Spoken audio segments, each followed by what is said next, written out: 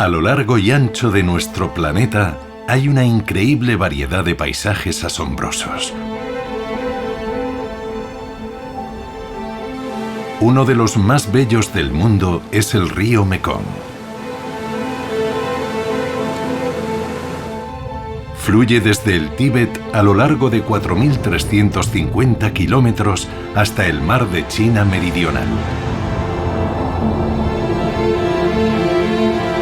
El Mekong atraviesa grandes cadenas montañosas.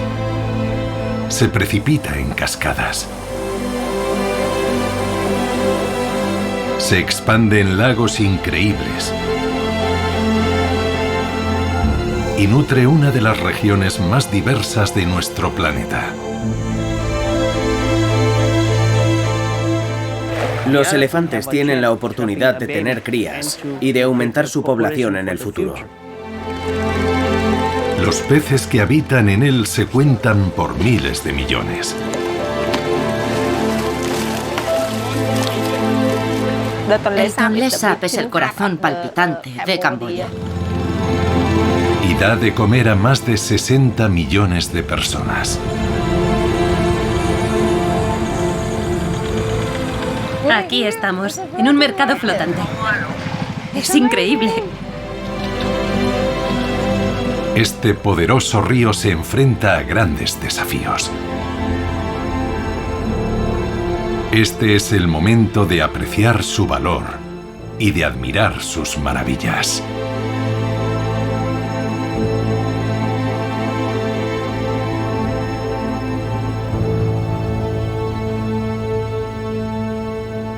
Los paisajes más bellos del mundo. El río Mekong.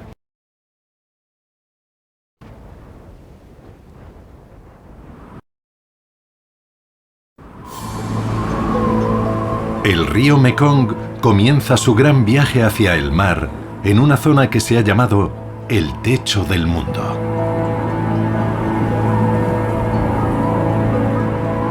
La meseta tibetana se encuentra justo al norte del Himalaya. Tiene casi 1000 kilómetros de longitud y más de 2400 de anchura. Es la mayor meseta del planeta. Se formó hace 1000 millones de años, pero aún sigue elevándose. El movimiento de la gran placa tectónica que tiene debajo, la placa indoaustraliana, la sigue empujando lentamente hacia arriba.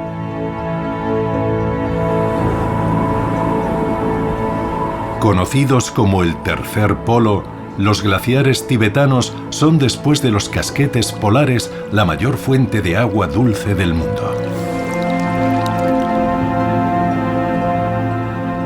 Llevan agua a 7 grandes ríos y a más de 1000 millones de personas.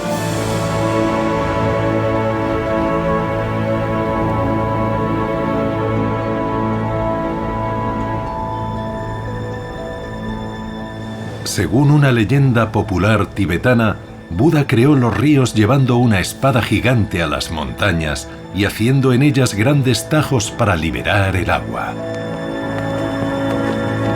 Los tibetanos cuelgan banderines de oración sagrados para bendecir este paisaje creador de vida.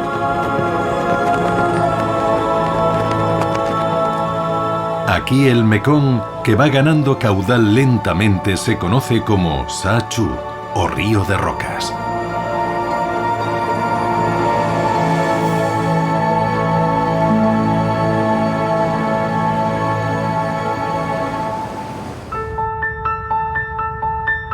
A medida que avanza a través del montañoso suroeste de China, el río desciende más de 4000 metros, tallando un largo y estrecho valle entre rocas de más de 2000 millones de años de antigüedad y recogiendo enormes cantidades de agua a lo largo del camino.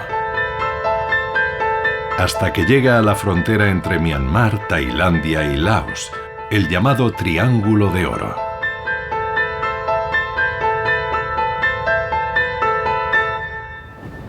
Aquí, las cadenas montañosas se entremezclan con montes más bajos en un paisaje más joven, formado, no obstante, hace millones de años. Las tierras altas ya no son estériles, están cubiertas por una densa capa de árboles. El Triángulo de Oro está rodeado por una extensión de miles de kilómetros cuadrados de bosque que recogen agua y la dirigen hacia los ríos. Vastas áreas permanecen intactas a pesar del daño infligido a los bosques por los cultivadores de opio y los madereros.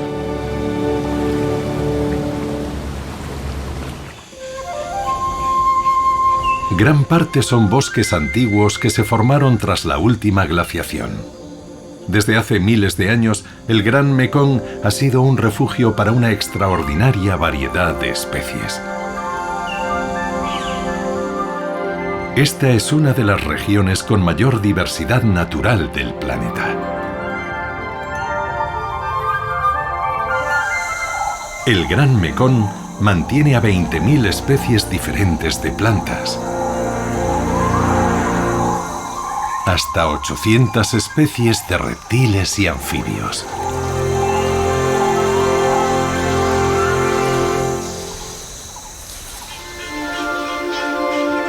Hay 1 millar de especies de aves, como el cálao bicorne, un amante de la fruta en un hábitat densamente selvático, y cientos de mamíferos distintos.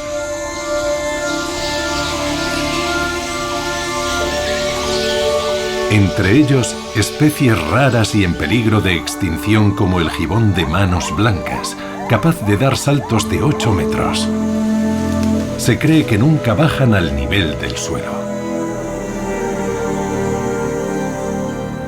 Y hay otra especie de mamíferos que en tiempos remotos vagaron por estas tierras por miles: los elefantes.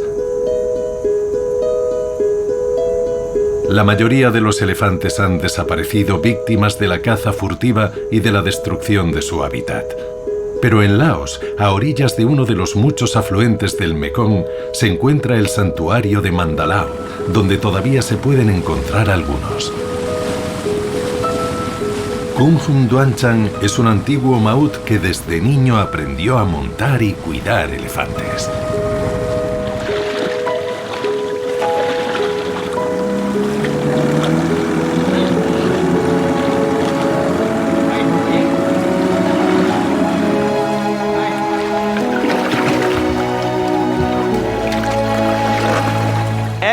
Todos los días llevamos a nuestros 5 elefantes al río Nam Khan. Aquí se bañan, beben agua y juegan.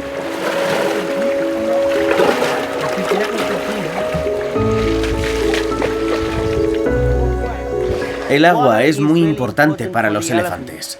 Tienen que beber mucha y no tienen glándulas sudoríparas. Beben al menos entre 100 y 150 litros de agua al día.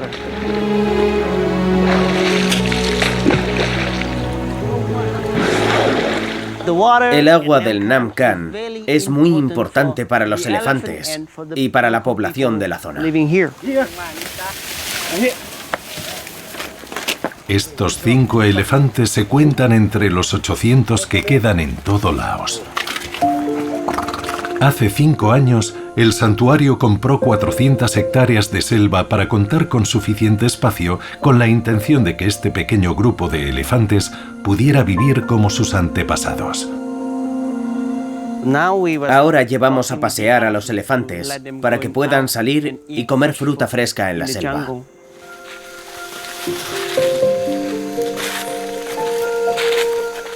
Por la mañana, llevamos a los elefantes hasta el arroyo de Hoi King, a nuestro gran terreno de 400 hectáreas.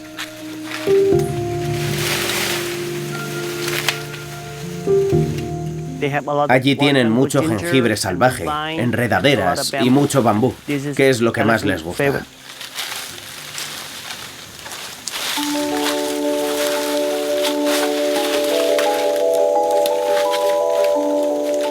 El santuario quiere contribuir a que la población de elefantes vuelva a aumentar.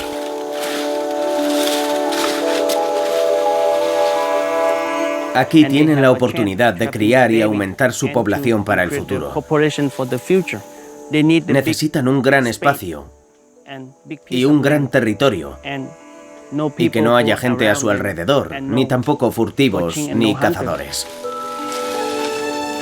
Y los elefantes tendrán la oportunidad de reunirse aquí y reproducirse y tener crías. Alrededor de la mitad de los elefantes que quedan en Laos sobreviven en libertad. Algún día, un elefante criado aquí podría incluso reunirse con ellos. Nuestro objetivo es liberar de nuevo a los elefantes en la naturaleza. Pero tenemos aquí a un bebé macho. Se llama Kit y tiene 4 años de edad. Y ahora mismo no podría sobrevivir si lo dejáramos libre en la naturaleza. Necesitamos más elefantes de otros lugares.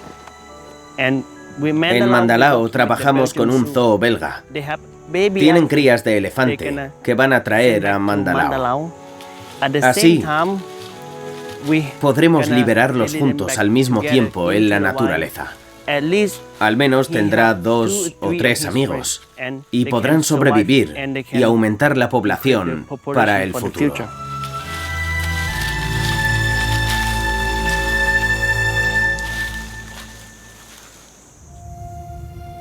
A lo largo de su viaje a través de Laos, el Mekong cobra cada vez más fuerza según recibe una gran cantidad de agua procedente de otros ríos y el agua de lluvia de más de 180.000 kilómetros cuadrados de tierras altas. Los caminos que sigue el agua hacia el Mekong pueden ser increíblemente hermosos.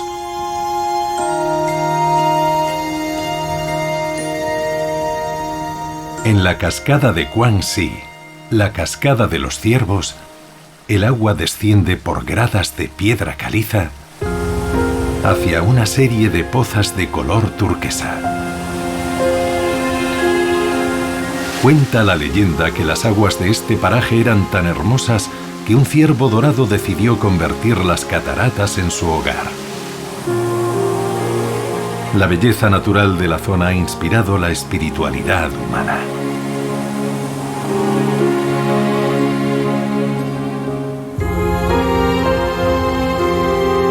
En el punto de encuentro del Mekong y el río Nam Can se encuentra la antigua capital de Luang Prabang, un centro espiritual desde hace más de 600 años. Los templos budistas de la ciudad albergan a una activa comunidad de monjes. Todas las mañanas, antes del amanecer, salen con sus túnicas azafrán a recoger limosnas.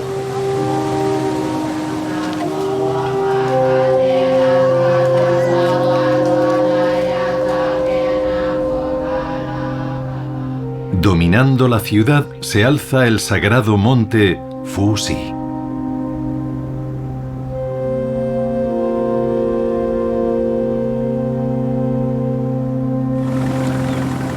Y un poco más lejos, siguiendo el curso del Mekong, encontramos un sorprendente centro de peregrinación.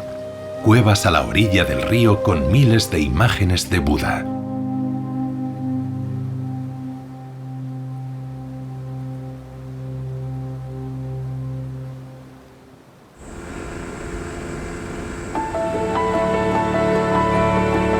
A continuación, seguimos el poderoso Mekong hasta un lugar donde sus aguas dominan por completo el paisaje.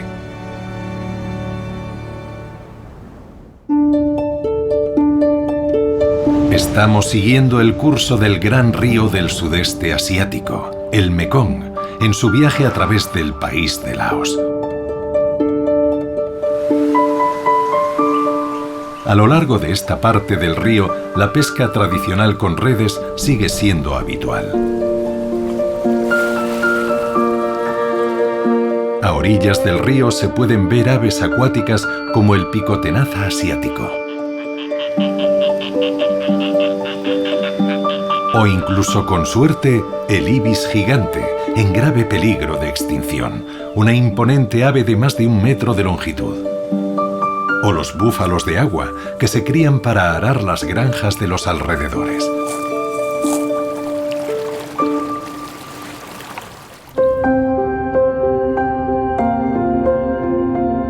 El tramo laosiano del Mekong conecta con un lago lo suficientemente grande como para ser visible desde el espacio. El lago Namgung también se conoce como el Mar de Laos.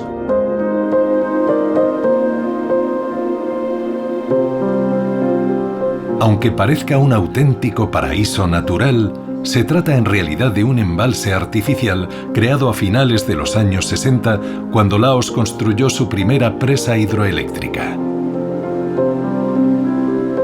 La presa de Namgung sigue generando una parte considerable de la energía del país.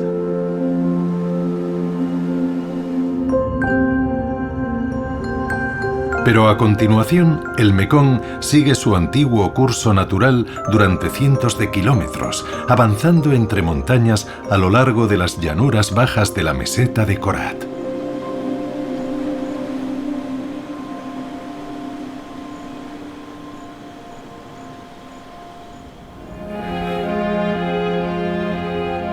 En San Phan Bok, el Mekong llega a su propio Gran Cañón.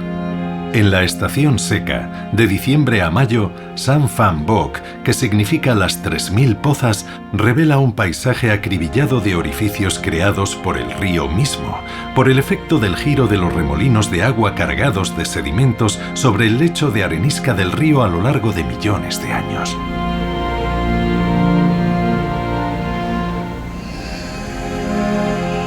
Los científicos creen que hace 800.000 años, en una zona cercana, en la meseta de Bolaben, cayó un gran meteorito de más de 1,5 kilómetros de diámetro, cuyos restos quedaron esparcidos por 1/10 parte de nuestro planeta.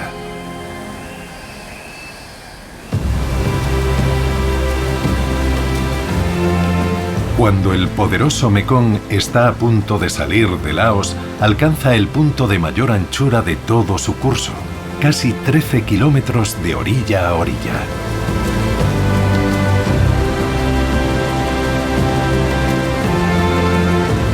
La extraordinaria fuerza de este río ha tallado un laberinto de 7 canales e innumerables islas. Y algo más adelante, río abajo, aparece el mayor complejo de cataratas de Asia, las cataratas de Kone.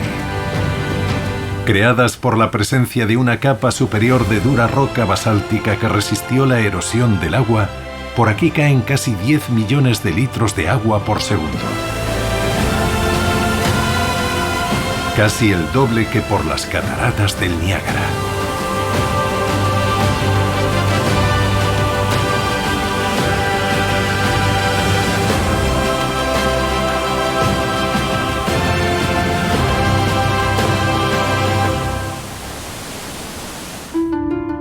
Dejando atrás las cascadas, el gran río se adentra en nuevos territorios y llega a un país que vive del agua del Mekong: Camboya. Aquí el Mekong puede desatar una fuerza increíble. Cuando llegan las lluvias, las inundaciones pueden arrasar vastas áreas del país, destruyendo aldeas y devastando cosechas.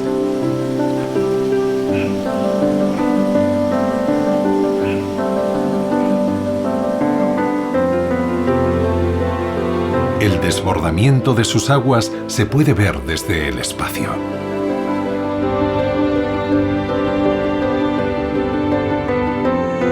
Cerca del centro geográfico de Camboya, se une al Mekong otro río importante, el Tonlé Sap.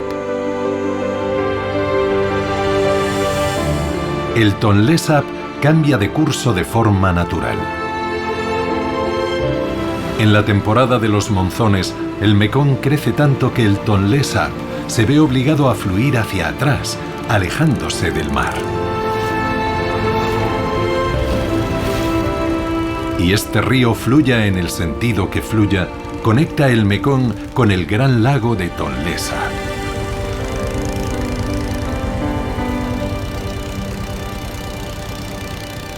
El Tonlé Sap es el mayor lago de agua dulce de todo el sudeste asiático.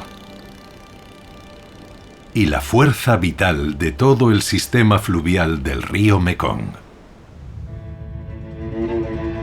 Ya en la estación seca tiene una extensión de 2.590 kilómetros cuadrados. En la época de las lluvias llega a expandirse hasta 4 o incluso 5 veces. 3 millones de personas viven en la vasta llanura aluvial que alberga el lago, y casi todas dependen de él para subsistir.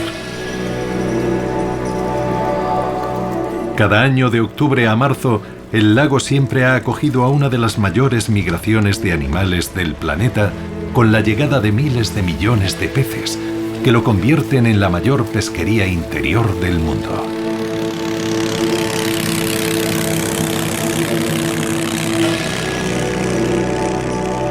Aquí las comunidades de pescadores viven en casas construidas sobre pilotes o en viviendas de madera flotantes, capaces de hacer frente a cualquier inundación.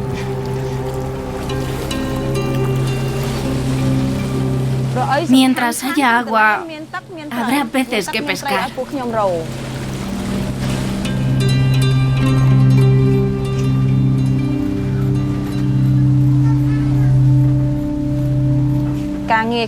La pesca es como la agricultura. Esto es como nuestro arrozal.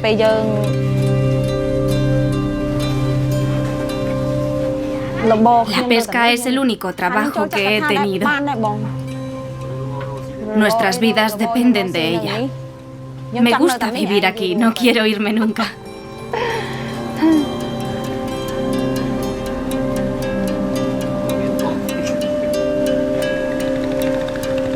Pero en los últimos años se ha empezado a notar el impacto negativo de la actividad humana.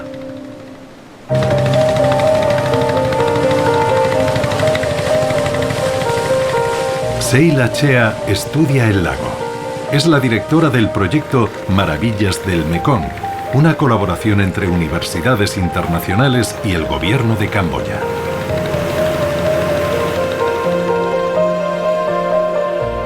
Para ella, la clave de este maravilloso lago reside en el bosque que lo rodea, que se inunda durante la estación húmeda. Pero se trata de una inundación benigna. Cuando el bosque está semisumergido, los peces se reproducen y prosperan en él. El Tonlé Sap es el corazón palpitante de Camboya.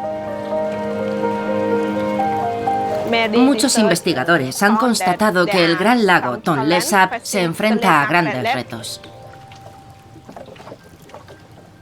Este árbol se llama Namyayang. Es una de las especies del bosque que se inunda en el Tonlé Sap. Normalmente, durante la estación seca, se pueden ver las raíces del árbol. Y en la estación húmeda, con la crecida, el agua puede subir entre 3 y 5 metros. La inundación del bosque es importante para los peces, porque se pueden alimentar de las hojas y los insectos que hay en las ramas de los árboles. Pero la mayor parte del bosque inundable se ha talado para convertirlo en tierras de cultivo. Hoy, Seila y su equipo tienen una reunión con los pescadores y pescadoras de la zona para analizar cómo está afectando a la pesca la destrucción del bosque inundable.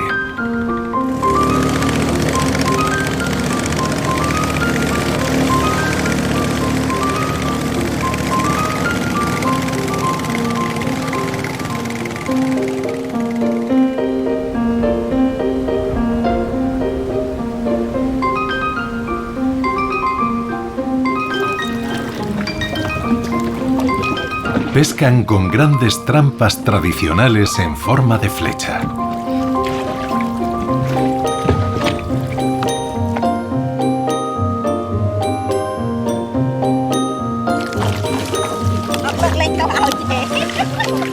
Tras recoger la pesca del día, los equipos regresan a la aldea flotante para examinar las capturas.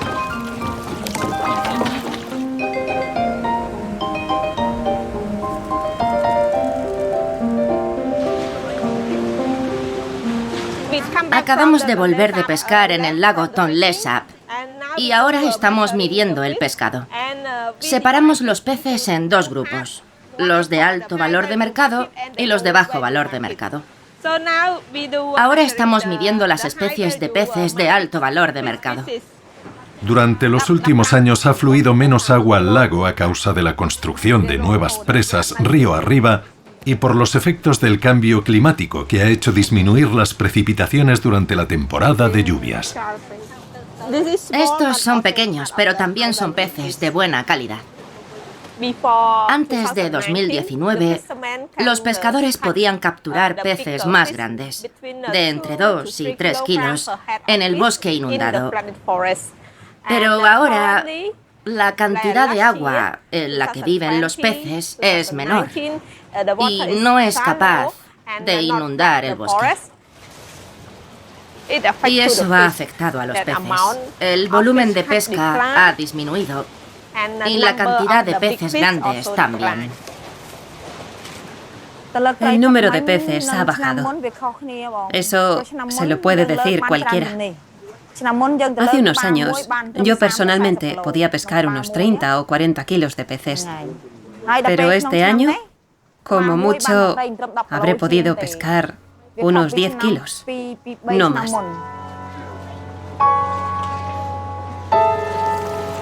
El Tonlé Sap se enfrenta a un futuro incierto.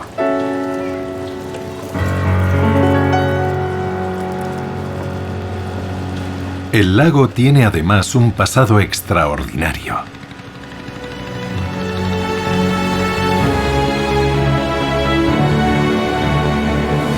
A pocos kilómetros de aquí, una antigua civilización alcanzó la grandeza sirviéndose del agua que fluye entre estas orillas.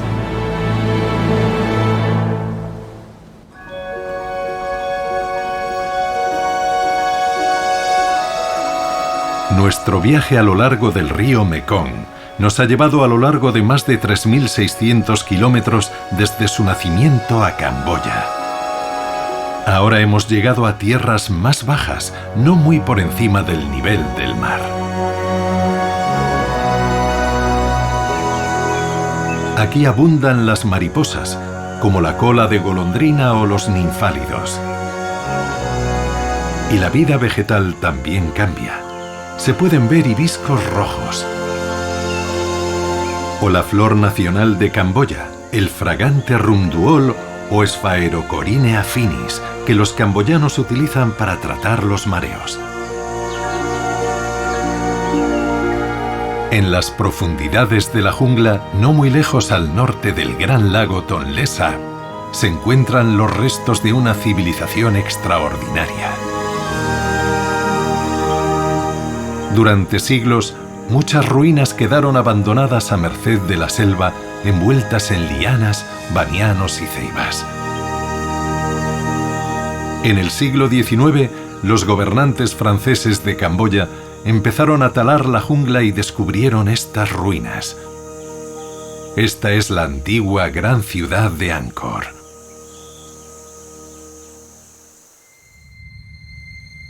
Angkor fue construida hace unos 1000 años por los gobernantes del antiguo Imperio Jemer, que llegó a abarcar gran parte del sudeste asiático. Se estima que Angkor fue en un tiempo más grande que la actual ciudad de Nueva York. Su mayor templo es el llamado Angkor Wat. Con una superficie de 163 hectáreas, es la mayor estructura religiosa del mundo. No es casualidad que los jemeres construyeran su capital cerca del lago Tonlé Sap. Los expertos creen que su civilización alcanzó su inmenso poder gracias a su control del agua. Angkor se basa en un complejo sistema de canales que conducen el agua desde el Tonlé Sap a la ciudad. Cuando el Mekong y el Tonlé Sap se inundaban, el agua fluía por los canales hasta una serie de embalses donde se almacenaba para ser utilizada durante la estación seca. De esta forma, los jemeres podían triplicar sus cosechas de arroz. Otros canales se llenaban de peces que servían para alimentar a su pueblo. Tales avances permitieron que esta gran civilización floreciera durante cientos de años. pero con el tiempo intentó abarcar demasiado. Los expertos creen que un factor importante de su caída fue el colapso del ingenioso sistema de gestión del agua de Angkor. La sobreexplotación de la tierra, combinada con sucesivas sequías e inundaciones, acabaron colapsando el sistema. Y cuando se acabó el agua, la vida aquí se hizo insostenible y sus grandes templos quedaron abandonados.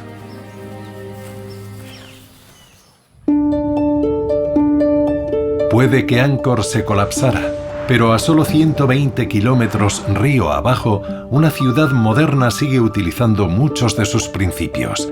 La capital de Camboya, Phnom Penh, también está edificada sobre el agua.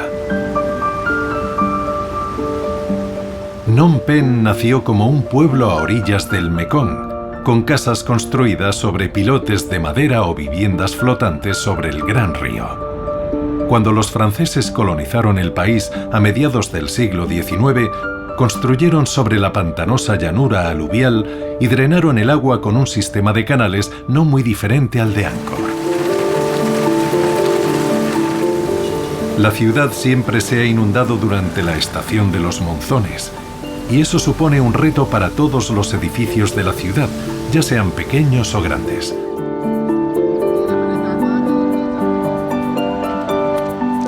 La arquitecta Tu Murifal conoce muy bien la singular arquitectura de Phnom Penh. Estamos en el Estadio Olímpico. Este es uno de mis lugares favoritos, porque mi padre me traía aquí cuando era pequeña.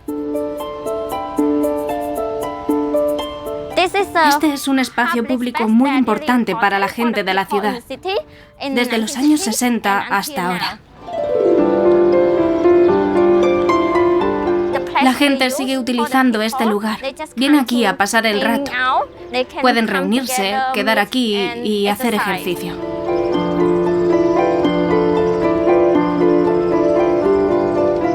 El llamado Estadio Olímpico, aunque nunca ha albergado unos Juegos, fue diseñado en los años 60 por el gran arquitecto modernista camboyano Van Molivan. Van Molivan ideó una solución natural para la luz y la ventilación. Las gradas tienen huecos abiertos debajo de los asientos para dejar pasar la luz. Y si nos fijamos en el fondo, podemos ver esos paneles verticales que llevan la luz natural del exterior al interior. Van Molivan fue un pionero de lo que hoy se conoce como arquitectura verde. Utilizar el diseño para adaptar los edificios al entorno. El estadio incluye elementos que lo protegen de las inundaciones que se producen todos los años. Este es uno de mis sitios favoritos. Aquí podemos ver los estanques que rodean el edificio. Los estanques recogen el agua de la cubierta. La gran cubierta recoge el agua de lluvia, que baja desde arriba hasta el suelo por el interior de las columnas.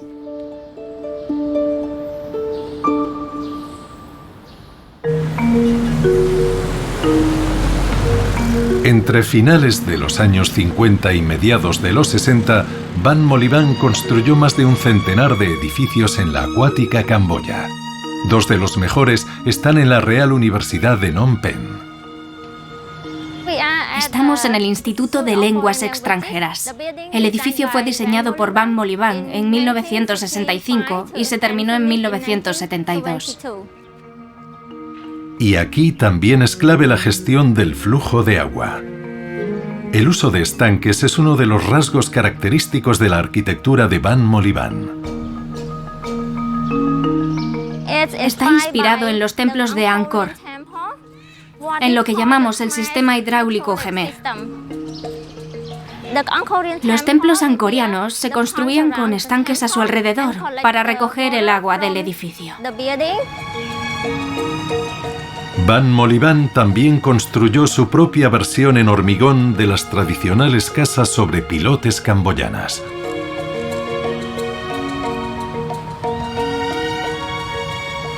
Para evitar inundaciones, Van Molivan levantó estos edificios sobre columnas. Podemos ver que las gradas en las que se sientan los estudiantes están construidas en voladizo, sobre vigas y columnas. Se teme que Phnom Penh se desarrolle tan rápido que un día sufra un colapso similar al de Angkor.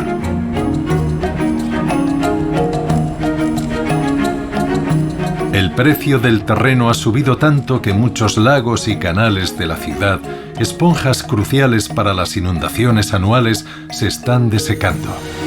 Incluso partes del propio Mekong se están rellenando con arena. Pero la generación de energía para las ciudades es una amenaza aún mayor para el río. El Mekong y sus afluentes están siendo contenidos poco a poco por centrales hidroeléctricas. Cientos de ellas. China ha construido 11 presas en el Alto Mekong. A lo largo del curso del Mekong ya existen 537 presas y hay 152 más previstas para el futuro. Los efectos del represamiento del río agravadas por la sequía son visibles incluso desde el espacio. El color natural del río es marrón y se debe a los sedimentos ricos en nutrientes tan necesarios para los agricultores como para las comunidades pesqueras. En 2020, un satélite de la NASA observó que durante la estación seca el Mekong se volvía azul. El color de un río menos sano, con un menor caudal. Existe el peligro de que la gran migración de peces del Mekong se convierta en algo del pasado y de que los campos se vean privados de nutrientes y de agua. En el tramo final de su largo viaje hacia el mar, el río Mekong llega a Vietnam.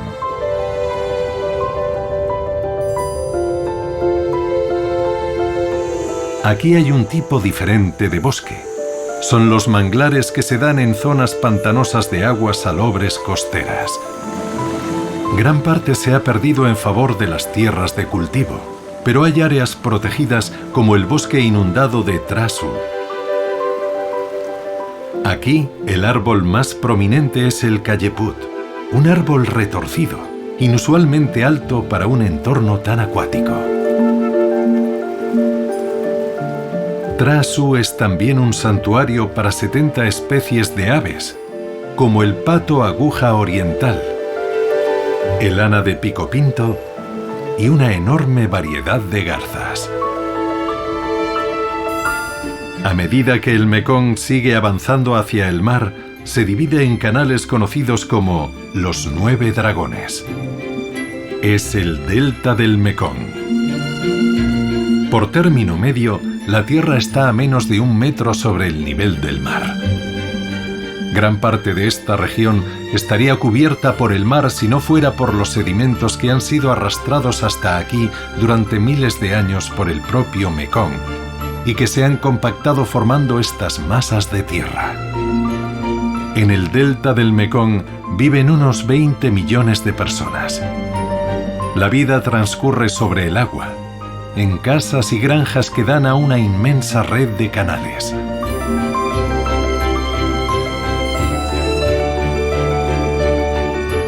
A lo largo de los siglos se han construido unos 80.000 kilómetros de canales en todo el delta para que durante la estación de las lluvias el agua rica en nutrientes del Mekong pueda extenderse por millones de hectáreas.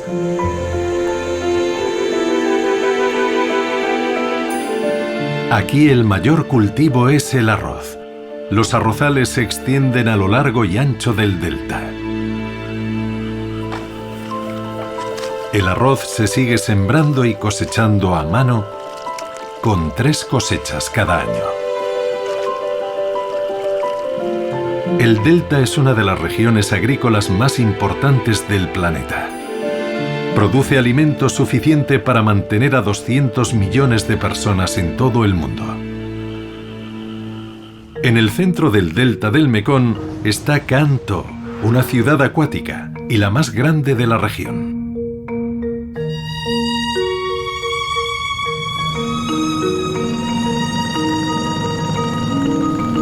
Es una ciudad que se despierta temprano.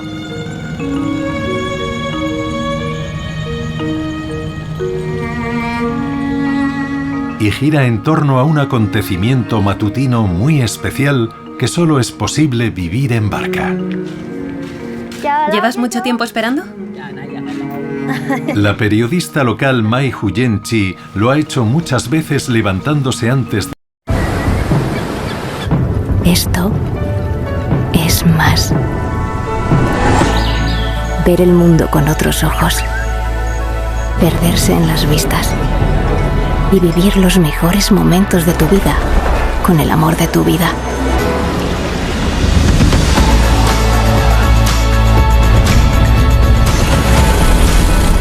Siéntete libre de disfrutar más con Norwegian Cruise Line. Desde el amanecer, como el resto de la ciudad.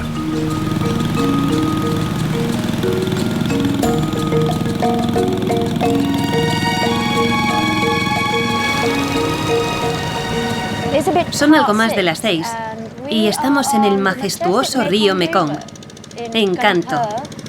Y vamos a visitar el mercado flotante de Cai Rang, el mayor mercado flotante de Vietnam.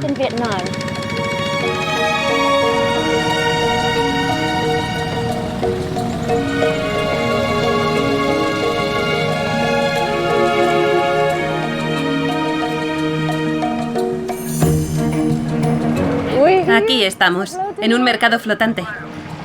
Es increíble.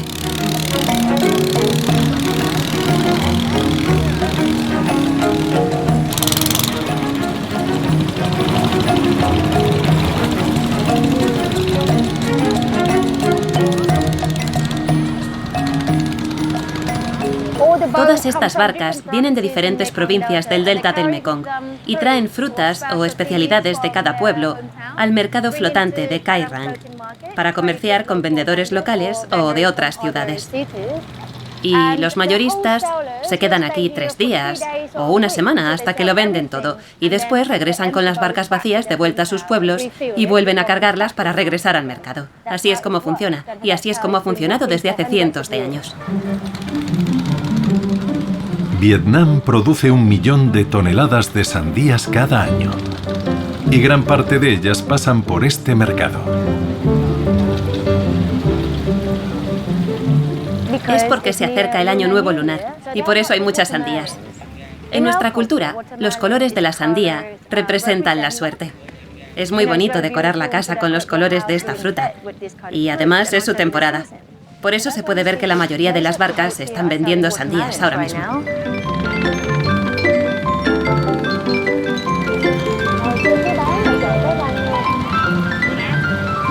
Aquí se cierran grandes operaciones al por mayor, pero son los pequeños comerciantes los que animan el mercado. ¿Me das uno? Esta señora empezó a vender bebidas, café, leche y todo eso a partir de las 5, cuando empieza el mercado. Muchas gracias. Lleva haciendo esto 20 años. ¡Qué buena pinta tiene!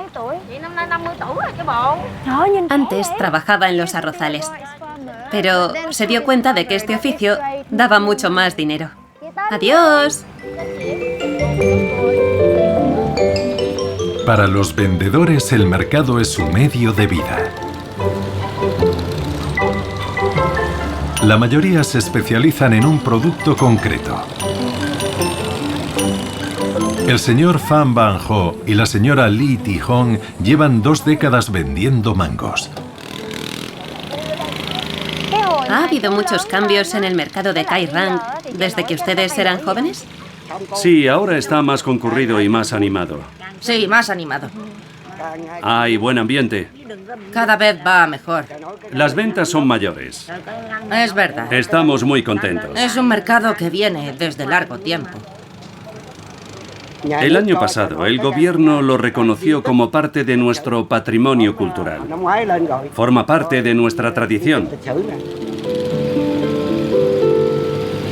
Pero en nuestro recorrido por el mercado no puede faltar una visita al señor Tram Van Trom. Ahora vamos a desayunar. Y esto es la mesa. Lo ponemos aquí y se convierte en una mesa.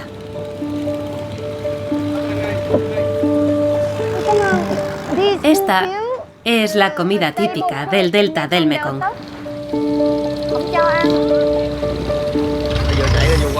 Una sopa ramen picante. Sabe al río Mekong. Nutritiva. A las 8 de la mañana el mercado ha terminado y los vendedores se dispersan. Tienen que volver a casa y recargar para volver mañana listos para una nueva jornada de comercio en el río.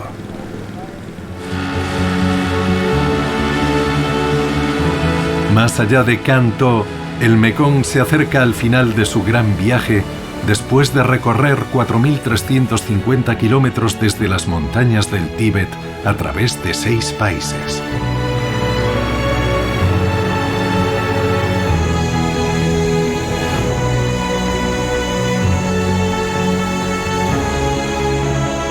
Tan solo 130 kilómetros más adelante, las aguas dulces del Mekong se mezclan con el agua salada del mar del sur de China.